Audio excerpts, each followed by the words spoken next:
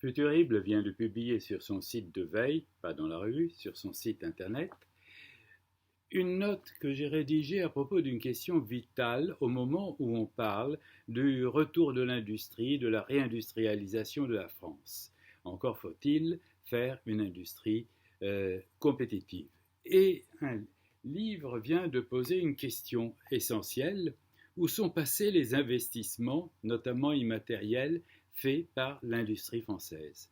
Car on constate, et ce livre l'analyse sur le plan statistique et comptable de façon précise, on constate que l'industrie française dépense plus en investissement que l'Allemagne, l'Espagne, l'Italie, le Royaume-Uni, les Pays-Bas. Et pourtant, comme disent les auteurs, les résultats ne sont pas au rendez-vous. Ça ne se voit pas dans la compétitivité française, dans les exportations françaises. Alors on se pose la question, comment se fait-il? Comment se fait-il alors que justement la France a le record des investissements dits immatériels, du moins des investissements immatériels comptabilisés par nos comptables et nos statisticiens? Et là est le problème de fond. Car on constate que ce n'est pas un problème de productivité horaire du travail, elle est à peu près la même des deux côtés du Rhin. Ce n'est pas un problème de nombre de robots. Question intéressante.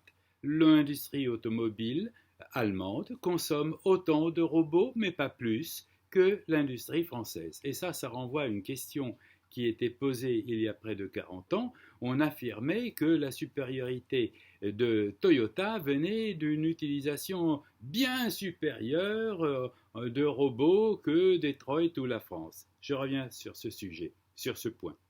C'était faux. Et est-ce que c'est parce que la France sous-traite davantage à l'étranger? Alors on constate que l'industrie automobile française, du moins en 2014, consommait 30% de produits importés, alors que l'industrie allemande en consommait 19%. Autrement dit, les voitures françaises sont moins françaises que les voitures allemandes ne sont allemandes. Autrement dit, l'industrie française sous-traite davantage à l'étranger que ne font nos amis allemands.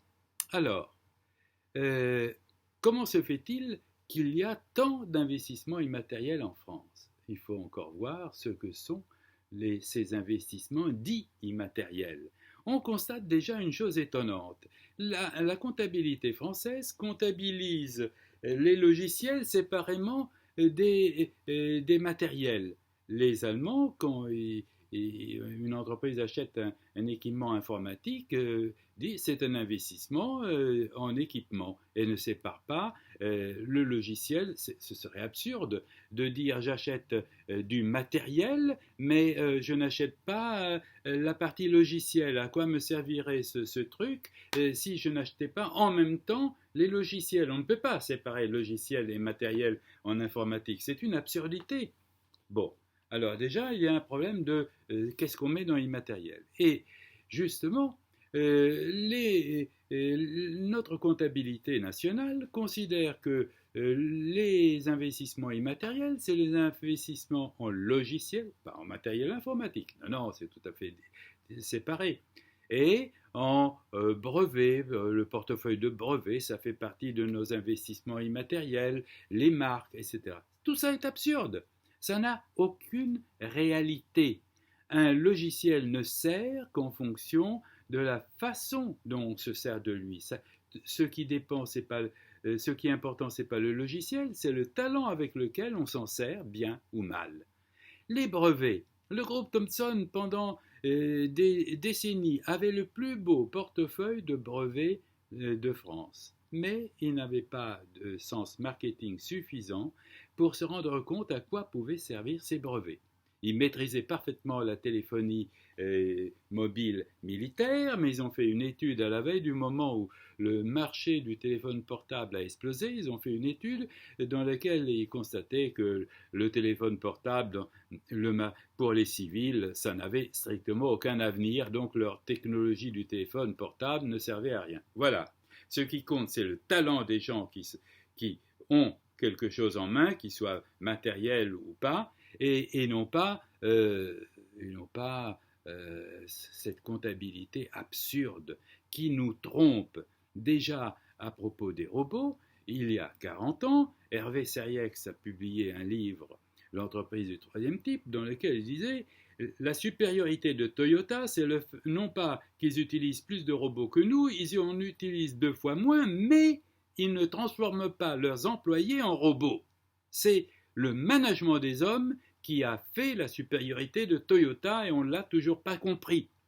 On n'en a toujours pas tiré les leçons. Et nous, Thierry Gaudin et moi, au même moment, nous publions La Révolution de l'intelligence, premier rapport francophone sur la révolution de l'immatériel, dans lequel nous disions les ressources essentielles, ce n'est plus l'argent, ce n'est plus le pétrole, ce n'est plus l'acier, tout ça on peut le remplacer, c'est des facteurs immatériels.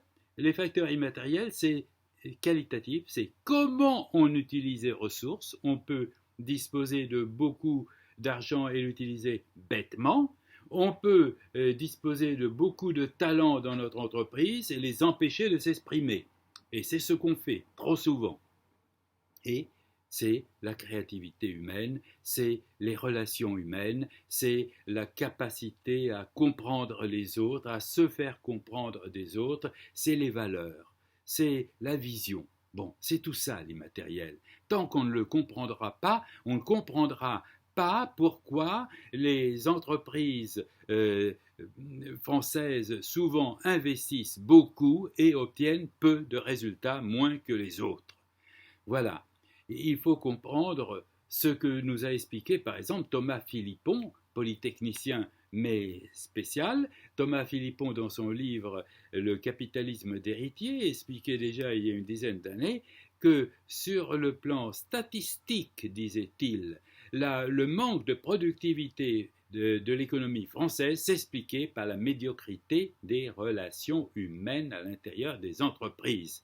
Alors voilà ce sur quoi nous devons agir. Nous devons agir contre un management par le mépris, contre un management hyper hiérarchique, contre des organisations bureaucratiques qui ont démontré leur nocivité dans la crise du coronavirus à coups de milliers de morts inutiles, des milliers de morts qu'on aurait pu éviter, ce qui nous a empêchés de bien prendre en main, dans tous les pays d'ailleurs, la crise, le défi du coronavirus, c'est aussi ce qui empêche la plupart des grandes entreprises à bien exploiter le numérique et ne s'appuie pas sur l'intelligence collective interne, celle des salariés, externe, celle des entreprises partenaires. Nous l'avons expliqué,